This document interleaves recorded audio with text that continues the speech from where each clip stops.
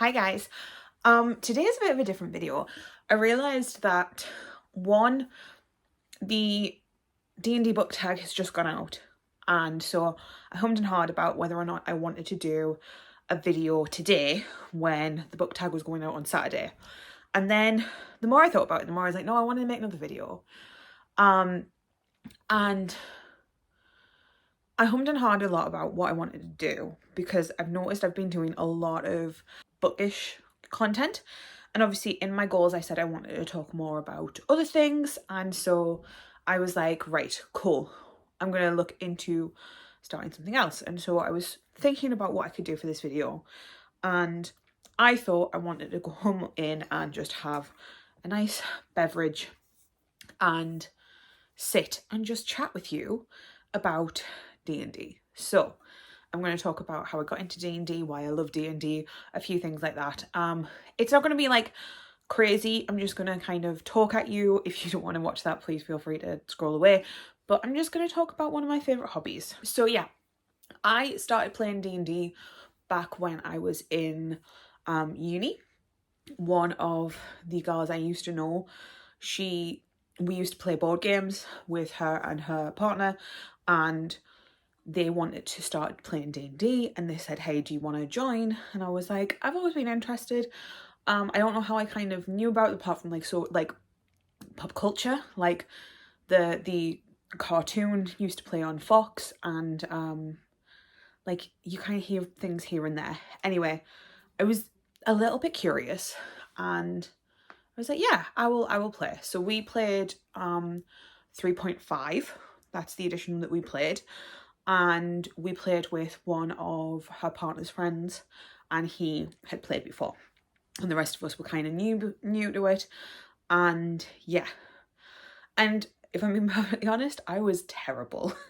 I'm very, very honest and open about this. I did not get my understanding of how to deal with social, like anything, until I was working at like in a retail job, and that was when I kind of was forced to interact with people, and I was able to kind of really like force myself to do like social cues and social skills and stuff like that.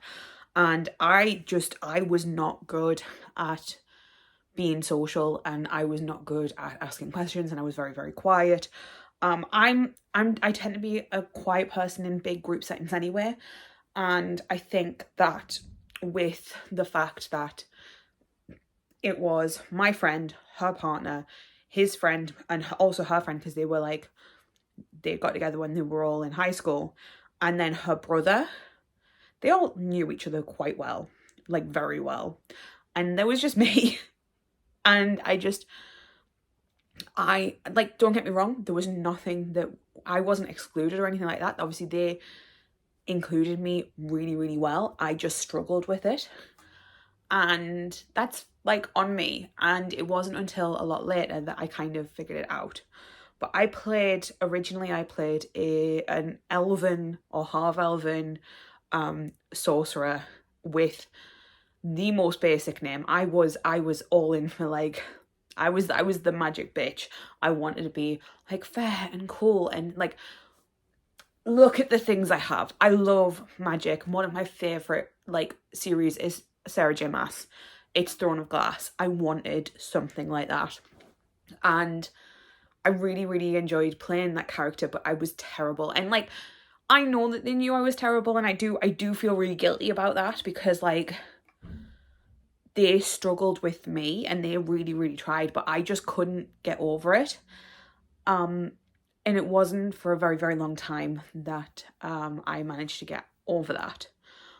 But we stopped playing because like we left uni. They lived quite far away from me, so it was a bit more difficult to play.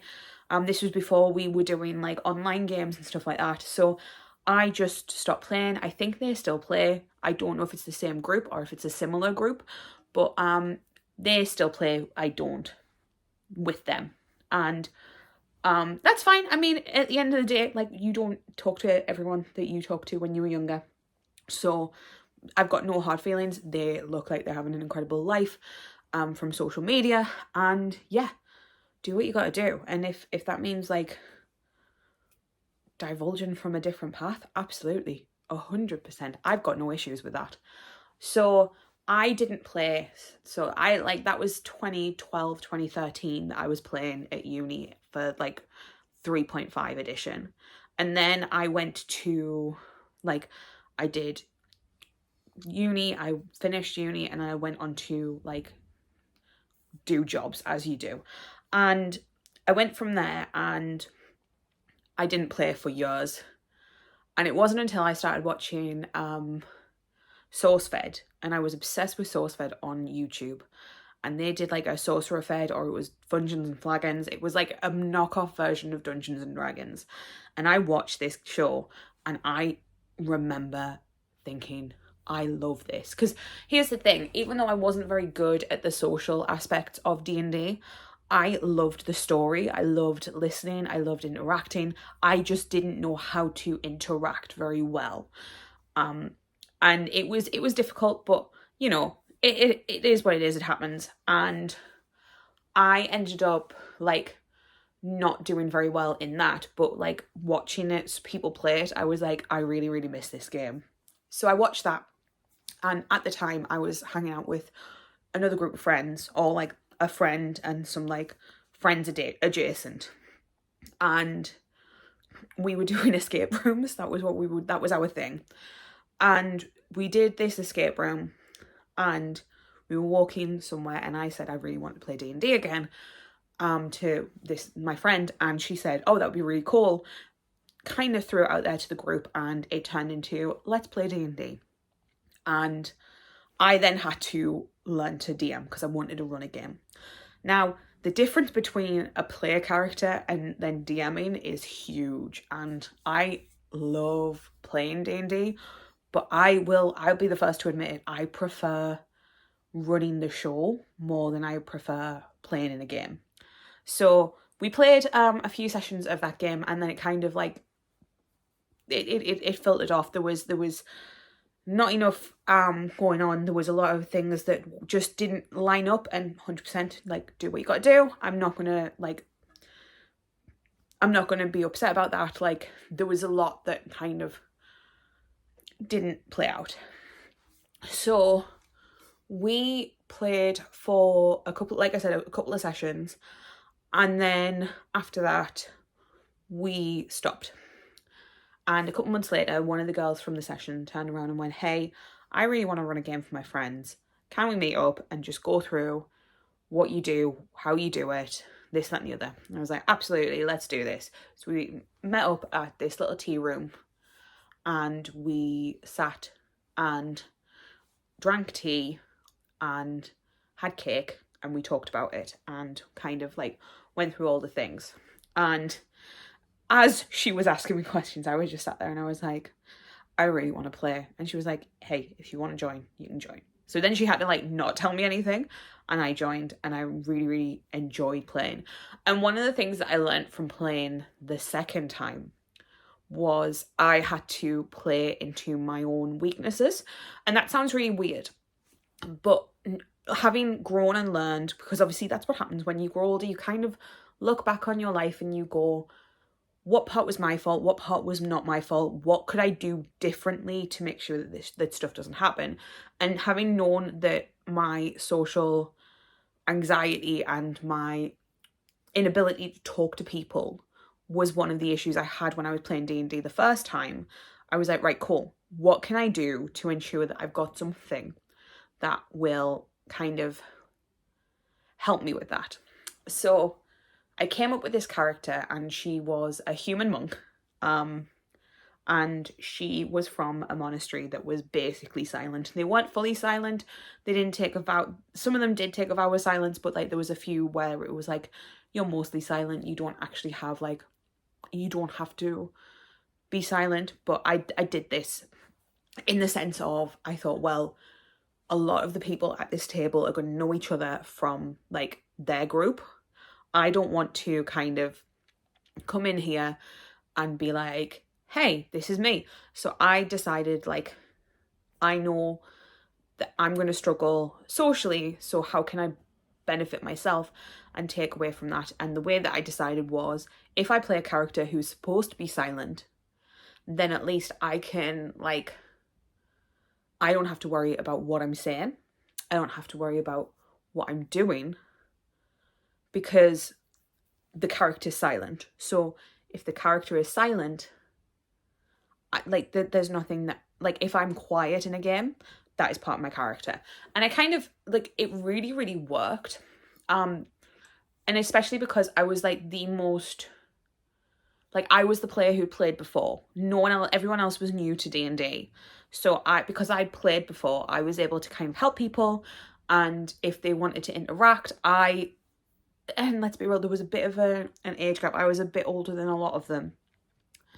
So there was a few times where I wasn't able to interact with them, in the sense of they had, like, this bond of their age, and, like, they all went to the same, like, college. So they all had this bond, and I sometimes felt like I was very much like the babysitter. And I was the mum of the group. It happens. It always does happen. You tend to have that. And because I was the mum of the group, I sat there and I was like, cool, I can kind of have this stoic character who doesn't interact. She was always jumping in to help people, and it very much fit her character really, really well. And it was a really, really good way of me being able to take something that was a weakness in me, in the sense of I don't interact well in group settings. I much prefer to be one-on-one. I can have a conversation with you one-on-one, but if there's too many people in a room, I'm going to struggle. And I know that's a weakness of mine. I say weakness, I don't mean weakness. I just mean that that's something that I struggle with. So I kind of used it and changed it to something that would make it good for the character.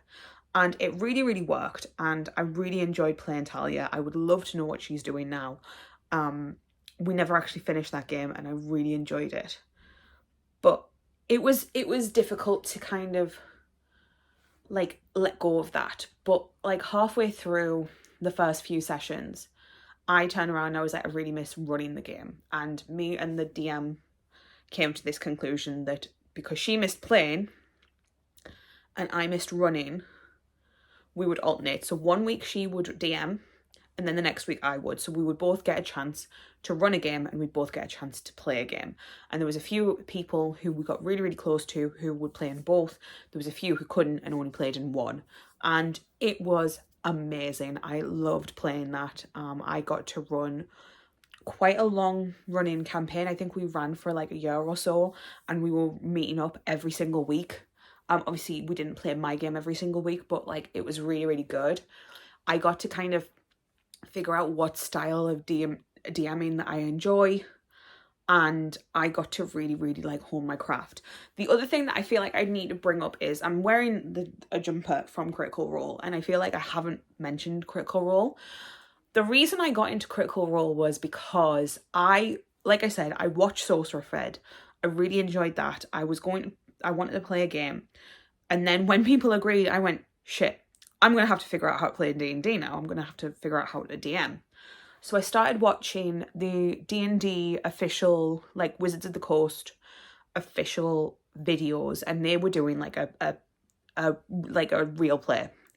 And I watched it, and it was I don't know which module it was, but it's an official module. I think it's one of the Underdark modules. And I watched it, and I remember sitting there being really bored, and I was like, oh, this is really, like, not interesting. Like, the DM was okay. There was one guy who was filling in because one of the players couldn't be there, and so he was filling in for that player, and he had wrote the module, or he was part of the module in some way. So he was just playing like an NPC in the module, and he knew things, and he literally had the book there, and he was like, you guys can't see this, but, like, this is incredible. And I was like, it didn't feel right to me. There was something about this entire thing that I was like, I don't feel comfortable how this is being played. So I just went into the recommended, like the sidebar on YouTube, and there was this thing called, it was either Vin D&D, Vin D and Diesel, that was it. And it was, Vin Diesel's a big D&D player. He used to play when he was younger. I don't know if he plays as much anymore, But it was basically Vin Diesel playing a D&D game with Geek and Sundry. And I was like, what the fuck? Like, of all the people, I would never expect Vin Diesel to. So I watched it and I saw Matt Mercer and I was like, what the hell? This guy's incredible. Like, he does all the voices, he does all of the thing. Within this like half an hour episode, I was so impressed with what it was that I was like, I need to find out what this is. And I went to the comments and people turned around and said, if you like this, you should watch Critical Role. And I was like, what's Critical Role? So I watched Critical Role, and honestly, that is probably the longest standing, that's one of the longest standing fandoms I've been in. There are fandoms that I drop in and out of, and there are fandoms that like I love the contents of it, but I don't actually interact with the fandom. And there are fandoms that I have sadly fallen out of love with, and I think that the Critical Role fandom is the one that I've kind of stuck with the most. And I got the other girl who DM'd into it, I got one of my friends into it, and I just think it's a fantastic way of seeing what D&D can be. And so we watched it, I watched it, and then I became obsessed. But yeah, after like a year and a half of playing the game that we played, unfortunately they had to move away because they were going to uni and stuff like that. I'm not saying that that's unfortunate. Like, they need to do what they need to do for the betterment of their life. And 100% I would be really upset if they had just like stuck around for a game. Like, absolutely not. Go and do what you need to do to better your life. 100%. Every single time I will say that. And so they left, and we tried to play online a bit, but it never really worked out. And I've tried to run games in like the past couple of years, and just like the timing hasn't been right, or the people haven't been right, or I haven't had enough people. It sounds ridiculous, but I didn't have a circle big enough that was into that type of thing. I have friends at my drama group, but they don't play D&D. They're not geeky like that. And they don't necessarily need to be. Like, all of the friends I had, none of them kind of worked in the sense of they would work at a table. And that was absolutely fine. So we tried a few times to kind of get something running, and it never worked. So I stopped, and then last year for my birthday I was supposed to run a one-shot. That got really, really delayed because ADHD. And me and some of my lovely friends on BookTube finally got to play a game. We played one session. They've said that they will willingly play another one. I just need to here's the thing. And if any of my friends are watching, please feel free to take this as like your thing. I'm the worst at organising things because I'm very much the type of person who's like, I will go with the flow. Which means either I have to have a strict regime of I go to this thing every week, and if I miss it, it's a bad thing. Or I need someone else to organise it. I'm really bad. I can't help it. I really wish I wasn't as bad as I am. But I really, really struggle to organise things. I'm very much like, I'm happy to do whatever anyone else wants to do. And then a lot of people think that that's like me being apathetic, and I'm not. I'm just one of those people with like, this is what I can do. Show me your availability and I'm more than happy to do whatever. Because like, people have busy lives and people do things, and I never want to burden people, and it's a struggle. But we've played a game, and I've said, obviously, if people want to play again, absolutely, they're more than welcome to. And I'm more than happy to run a game, but I need to kind of have an understanding of where, when, why, etc. I also joined a forum that one of my friends has started, which is a D&D forum that she's done, and we are potentially running a game in the Critical Role world, because if you don't know, Critical Role do have D&D books out, so there is actual lore and actual worlds that you can play in that work for the Critical Role setting, and so she's running a game for that, and I've put my name down for that, and I'm really excited. I think it's only a one shot, but I'm really excited for that. And yeah, I feel as though I don't get to talk about D&D a lot because I feel like no one wants to listen, and I could talk your ear off about D&D. It's one of my favorite pastimes. I think it is such an underrated hobby. And if I'm being very, very honest, I think that D&D is my favorite storytelling ever. I prefer it over films. I prefer it over TV. I prefer it over books. And as you can tell, I love books. If I could play D&D instead of like reading, I would. Because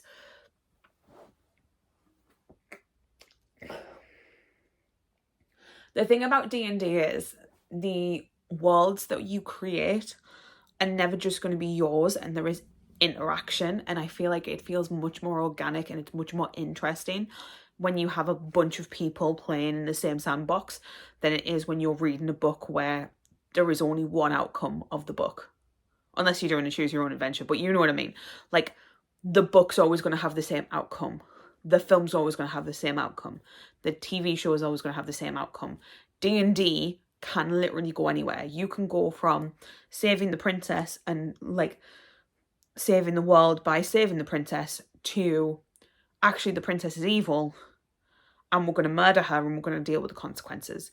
And like there are so many different like ways that the world can go, and the amount of times that I have sat there and ran a game and someone said something and I've gone, oh, I didn't think of that way, and I just roll with it. I love it. It's one of my favorite things to do. But yeah, I've rambled about D&D for like 22 minutes, and yeah, I don't think there's a lot else I can say about it other than it really is something that I'm really, really interested in talking about more. I'm more than happy to like talk about D&D more if you're interested in that. If you're not 100%, do not watch these videos. I'm not going to be upset if you don't want to deal with this. But yeah, thank you for watching, and I will talk to you guys later. Bye guys.